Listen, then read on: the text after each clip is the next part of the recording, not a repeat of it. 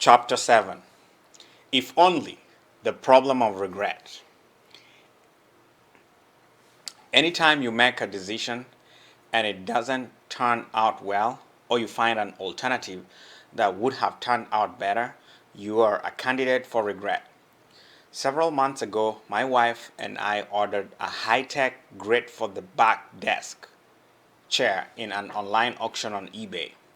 The chair never appeared, the seller was a fraud, and we, along with several others, lost a tidy sum of money. How could we have been so stupid? My wife and I have taken turns saying to each other, do we regret having been taken? Indeed, we do. This is post decision regret, regret that occurs after we've experienced the results of a decision. But there is also something called anticipated regret, which rears its head even before a decision is made. How will it feel to buy this sweater only to find a nicer, cheaper one in the next store? How will it feel if I take this job only to have a better opportunity appear next week? Post decision regret is sometimes referred to as buyer's remorse. After a purchasing decision, we start to have second thoughts, convincing ourselves that rejected alternatives were actually better than the ones we chose, or imagining that there are better alternatives out there that we haven't yet explored. The bitter taste of regret detracts from the satisfaction we get, whether or not the regret is justified. Anticipated regret is in many ways worse because it will produce not just dissatisfaction but paralysis. If someone asks herself how it would feel to buy this house only to discover a better one next week, she probably won't buy this house. Both types of regret, anticipated and post decision, will raise the emotional stakes of decisions. Anticipated regret will make decisions harder to make, and post decision regret will make them harder to enjoy. Individuals are not all equally susceptible to regret. Recall that when my colleagues and I measured individual differences in regret, we found that people with high regret scores are less happy, less satisfied with life, less optimistic, and more depressed than those with low regret scores. We also found that people with high regret scores tend to be maximizers. Indeed, we think that concern about regret is a major reason that individuals are maximizers. The only way to be sure that you won't regret a decision is by making the best possible decision. So, regret doesn't seem to serve people well psychologically. And once again, the more options you have, the more likely it is that you will experience regret, either in anticipation of decisions or after them, which may be a major reason why adding choices to our lives doesn't always make us better off. Even though there are differences among individuals in sensitivity to regret, some circumstances are more likely to trigger regret than others. Omission bias. One study of regret had participants read the following. Mr. Paul owns shares in Company A. During the past year, he considered switching to stock in Company B, but he decided against it. He now finds out that he would have been better off by $1,200 if he had switched to the stock of Company B. Mr. George owned shares in Company B. During the past year, he switched to stock in Company A. He now finds that he would have been better off by $1,200 if he had kept his stock in Company B. Who feels greater regret? Because both Mr. Paul and Mr. George own shares of Company A, and because they would both have been 1200 richer if they had owned shares in Company B, they seem to be in exactly the same boat. But 92% of the respondents think Mr. George will feel worse than Mr. Paul. The key difference between them is that Mr. George regrets something he did, switching from Company B to Company A, while Mr. Paul regrets something he failed to do. Most of us seem to share the intuition that we regret actions that don't turn out well more than we regret failures to take actions that would have turned out well. This is sometimes referred to as an omission bias, a bias to downplay omissions, failures to act. when we evaluate the consequences of our decisions. However, recent evidence indicates that acts of commissions are not always more salient than acts of omission. The omission bias undergoes a reversal with respect to decisions made in the more distant past. When asked about what they regret most in the last 6 months, people tend to identify actions that didn't meet expectations. But when asked about what they regret most when they look back in their lives as a whole, people tend to identify failures to act. In the short run, we regret a bad educational choice, whereas in the long run, we regret a missed educational opportunity. In the short run, we regret a broken romance, whereas in the long run, we regret a missed romantic opportunity. So it seems that we don't close the psychological door on the decisions we've made, and as time passes, what we failed to do looms larger and larger. Near misses. A second factor that affects regrets is how close we came to achieving our desired result. Consider this. Mr. Crane and Mr. Tees were scheduled to leave the airport on different flights at the same time. They traveled from town in the same limousine, were caught in a traffic jam, and arrived at the airport 30 minutes after the scheduled departure time of their flights. Mr. Crane is told that his flight left on time. Mr. Tees is told that his flight was delayed and left just 5 minutes ago. Who is more upset? When presented with this scenario, 96% of respondents thought Mr. Tees would be more upset than Mr. Crane. You can almost feel the frustration that Mr. Tees experiences. If only that other passenger had gotten to the limo on time. If only we had used Main Street instead of Elm Street. If only I had been the first passenger dropped off at the airport instead of the third. There are so many ways to imagine a different outcome. When you miss your objective by a lot, it is hard to imagine that small differences would have led to a successful result. But when you miss by a little, ouch! Related to this nearness effect, who do you think is happier? An athlete who wins a silver medal in the Olympics, second place, or an athlete who wins a bronze medal, third place?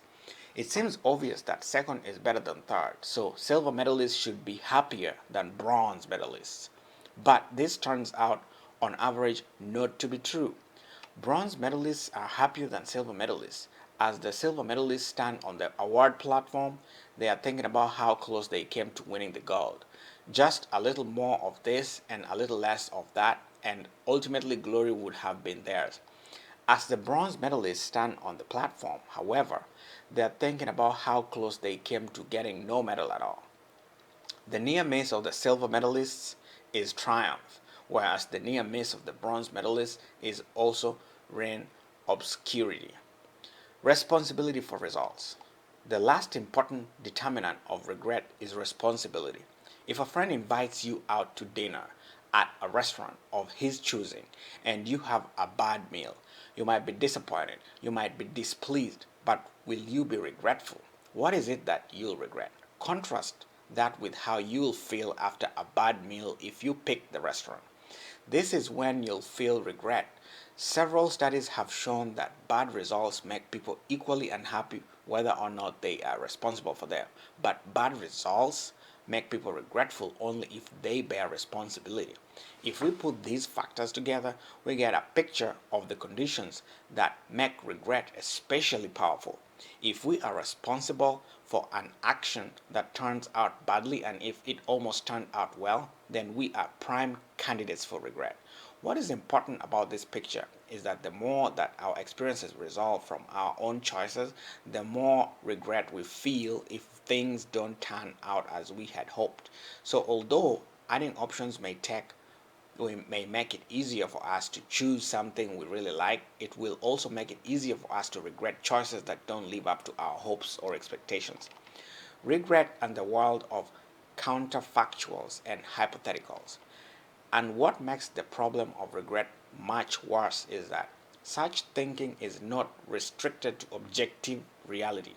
The power of the human imagination enables people to think about states of affairs that don't exist.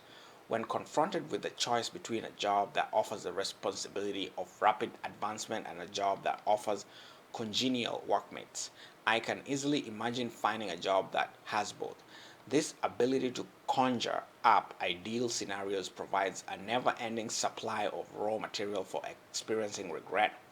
Thinking about the world as it isn't, but might be or might have been, is called counterfactual thinking. The limo to the airport went on Elm Street. That's a fact. It could have gone on Main Street. That's contrary to fact. If only it had gone on Main Street, I would have made my plane. The elective course I took was a bore. The one I passed up was interesting.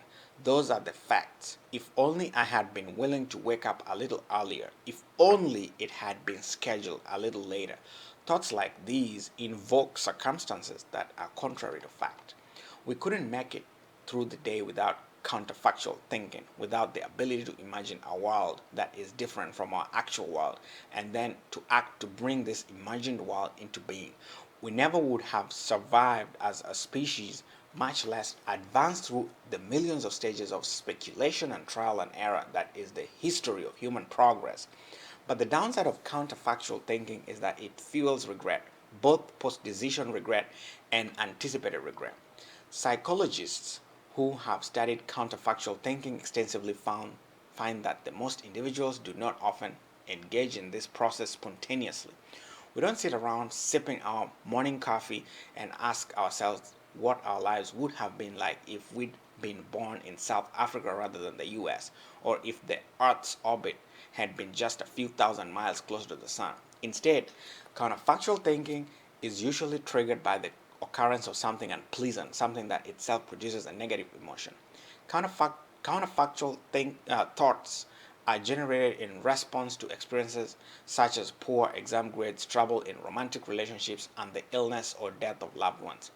And when the counterfactual thoughts begin to occur, they trigger more negative emotions like regret, which in turn trigger more counterfactual thinking, which in turn triggers more negative emotion. Though most people can manage to suppress their counterfactual thoughts before they spin too far down this vicious spiral, some, especially those who suffer from clinical depression, may not be able to arrest the downward pull. When they examine the actual content of counterfactual thinking, researchers find that individuals tend to focus on aspects of a situation that are under their control. When asked to imagine an automobile accident that involves uh, someone who is speeding while driving on a rainy day with poor visibility, respondents are much more likely to undo the accident by having the driver be more cautious than by having the day be clear and dry. This focus on individual control conforms with my earlier point that regret and responsibility go hand in hand. Of course, most of the situations we encounter have a mixture of aspects we could have controlled and aspects we couldn't have. When a student who didn't study much does badly on an exam, he could and should take responsibility for not having studied more. But the exam could have been easier or it could have been more focused on material that the student knew well. The fact that the counterfactual thinking seems to hone in on the controllable aspects of a situation only increases the chances that a person will experience regret when engaging in a counterfactual thinking. There is also an important distinction to be made between upward and downward counterfactuals. Upward counterfactuals are imagined states that are better than what actually happened, and downward counterfactuals are imagined states that are worse. The Olympic silver medalist who imagines tripping, falling, and not finishing the race at all is engaging in a downward counterfactual thinking. And doing so should enhance her feelings about winning the silver. It's only the upward counterfactual, imagining winning the gold, that will diminish her sense of achievement. So generating downward counterfactuals might engender not only a sense of satisfaction, but a sense of gratitude that things didn't turn out worse. What studies have shown, however, is that people rarely produce downward counterfactuals unless asked specifically to do so. There is an important lesson to be taken from this research on counterfactual thinking, and it's not that we should stop doing it. Counterfactual thinking is a powerful intellectual tool The lesson is that we should try to do more downward counterfactual thinking. While upward counterfactual thinking may inspire us to do better the next time, downward counterfactual thinking may induce us to be grateful for how well we did this time. The right balance of upward and downward counterfactual thinking may enable us to avoid spiraling into a state of misery, while at the same time inspiring us to improve our performance. Regret and satisfaction.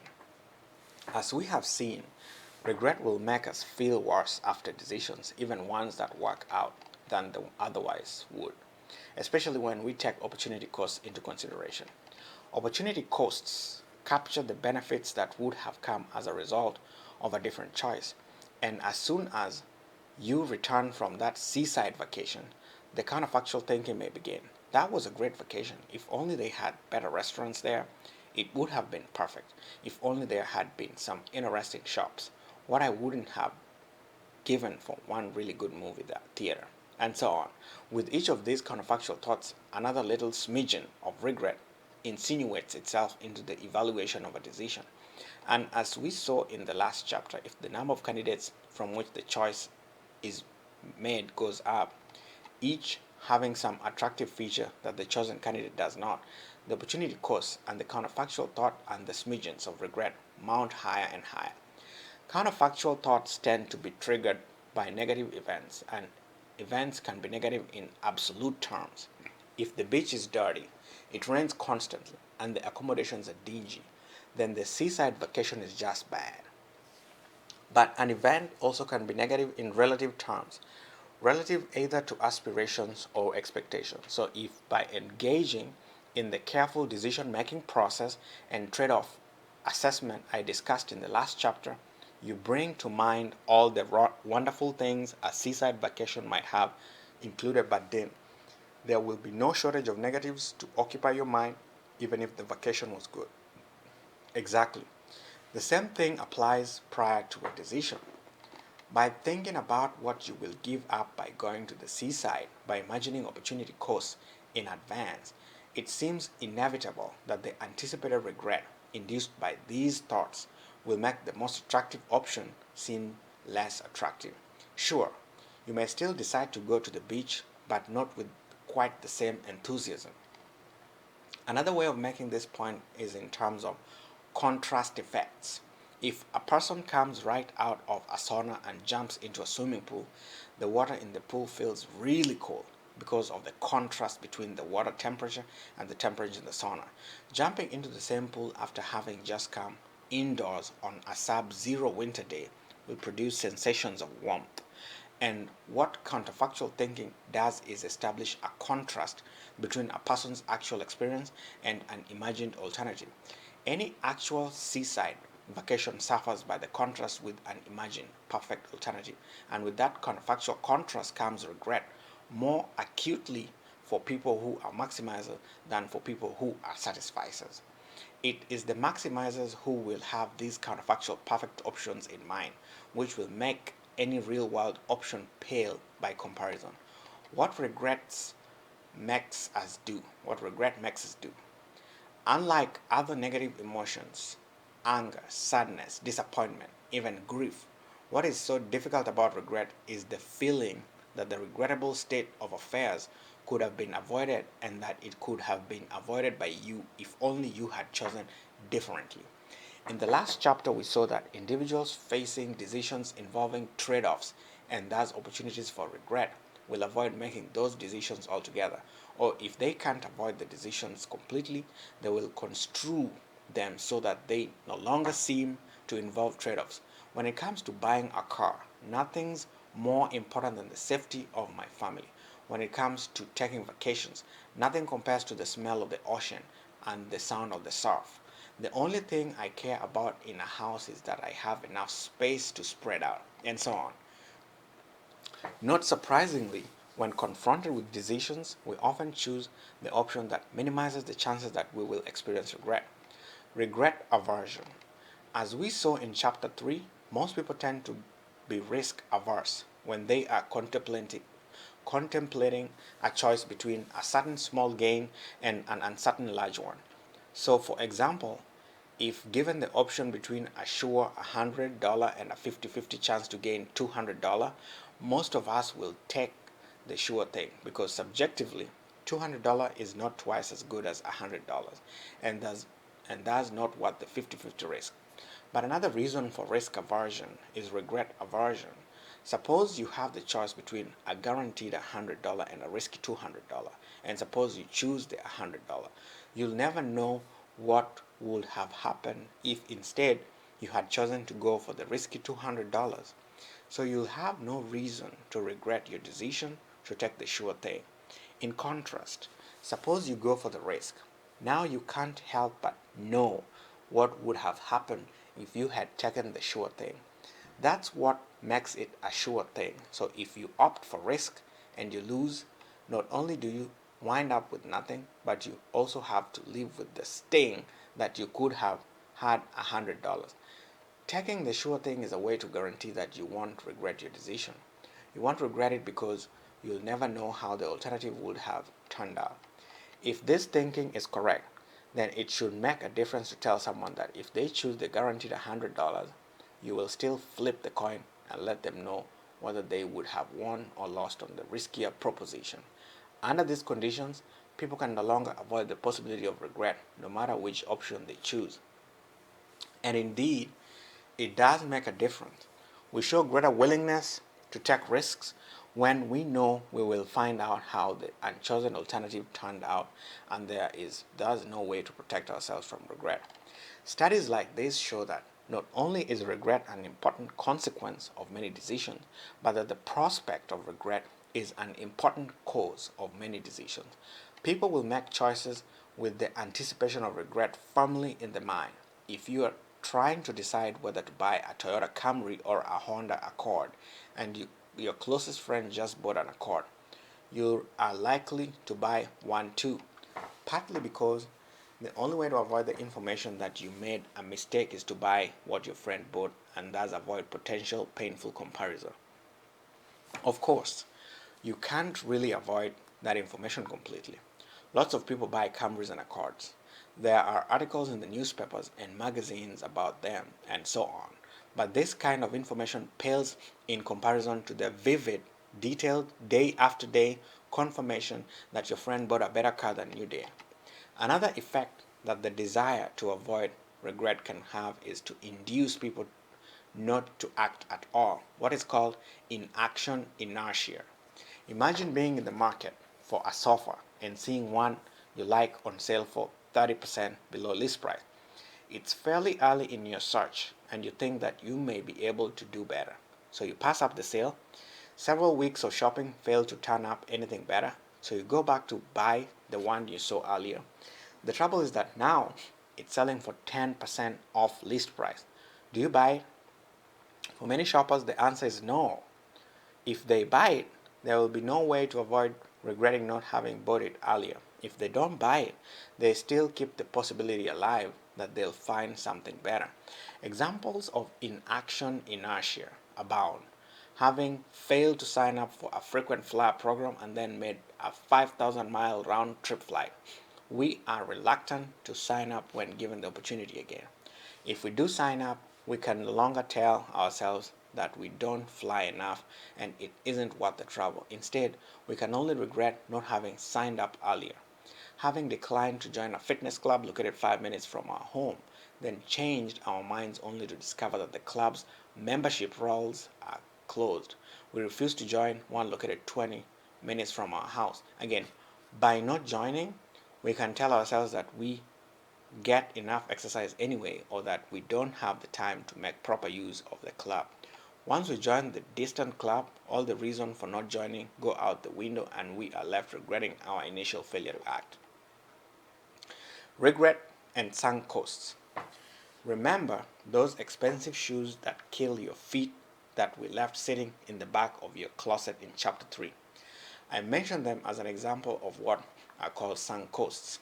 Having bought the shoes, you keep them in the closet even though you know you're never going to put them on again, because to give the shoes away or throw them away will force you to acknowledge a loss. Similarly, people hold on to stocks that have decreased in value because selling them would turn the investment into a loss. What should matter in decisions about holding or selling a stock is only your assessment of future performance, and note tax considerations aside, the price at which the stocks were purchased.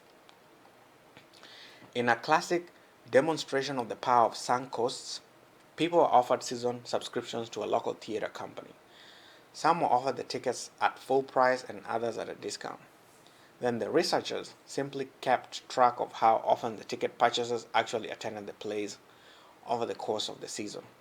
What they found was that full price payers were more likely to show up at performances than discount payers. The reason for this, the researchers argued, was that the full price payers would feel worse about wasting money if they didn't use the tickets than would the discount payers, because it would constitute a bigger loss for the full price payers. Failure to attend a performance would produce more regret. From the perspective of a model of decision making that is future oriented, being sensitive to sunk costs is a mistake. The tickets are bought and the money is spent. That's over. The only question the ticket holders should be asking themselves on the night of the performance is, will I get more satisfaction out of a night at the theater or out of a night spent reading and listening to music at home? But people don't operate this way. Sunk costs effects have been demonstrated in a variety of different settings. In one study, respondents were asked to imagine having purchased non-refundable tickets for 2 ski trips to different places, only to discover that the trips are on the same day. One ticket costs $50 and the other costs $25. But there is a good reason to think that they all have a better time on the $25 trip. Which one do people choose to go on? For the most part, they choose the $50 trip.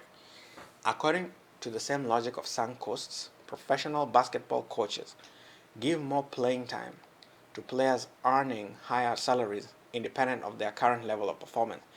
And people who have started their own businesses are more likely to invest in expanding them than people who have purchased their businesses from others.